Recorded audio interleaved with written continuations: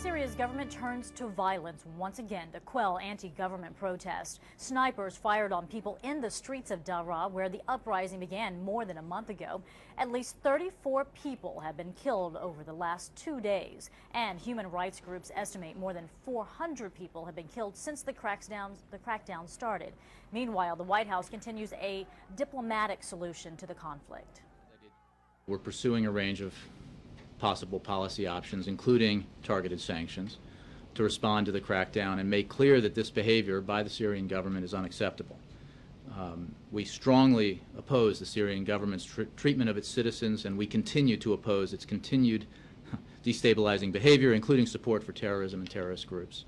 For more now, we are joined from Washington by David Schenker. He is a senior fellow and director of the program on Arab politics for the Washington Institute. Thanks for being with us, David. My pleasure. Well, we didn't hear specifics from Washington. Are sanctions enough to get Syria to make concessions? No, I think Syria has proven through the decades to be largely impervious to external pressures. They can feed themselves, their economy isn't great, but they muddle by.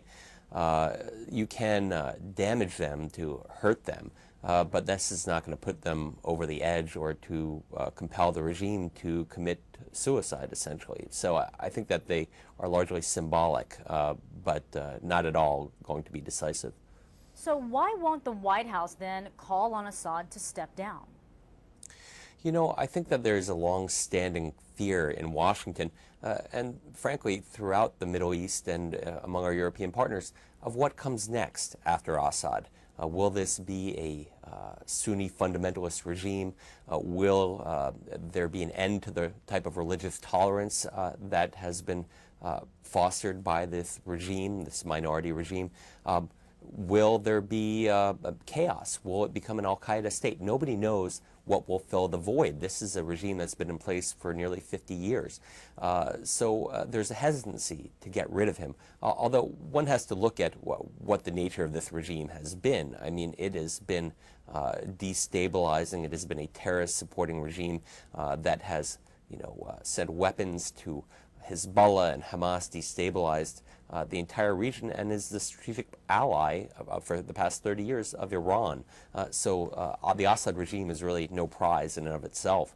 Well, the UN Security Council will be holding a meeting on Syria today. So is it possible that we see the UN take increased measures to protect civilians like it did in Libya? I don't think you're going to be able to find that same type of consensus, regrettably.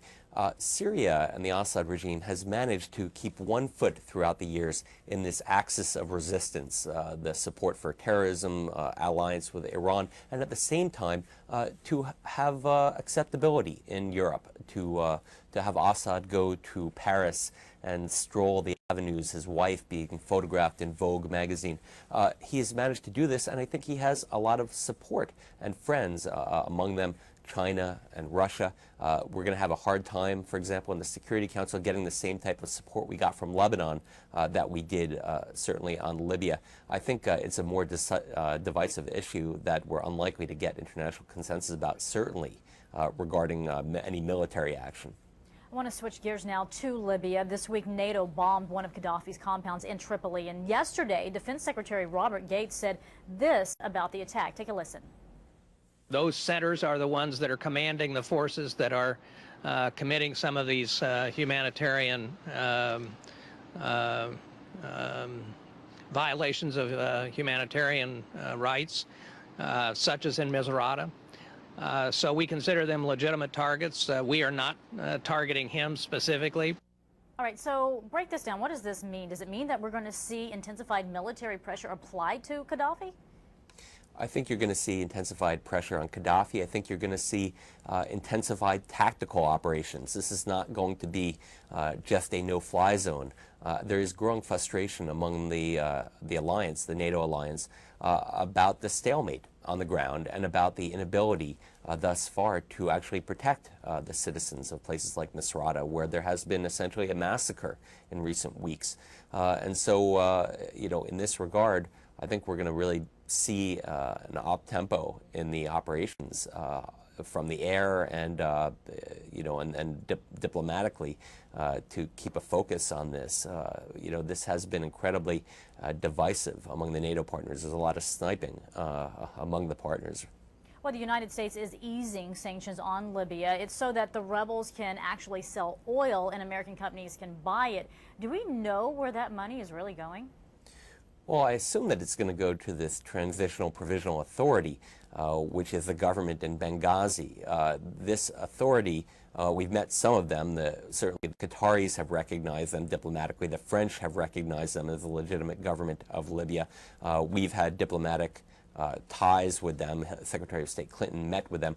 We know who the council is, or many of the members of the council are. What we don't know, though, is what they're going to do with the money and what the future government of Libya will look like. We hope for the best, but we know that there is, for example, a large al-Qaeda presence, or certainly a historical al-Qaeda presence in Libya.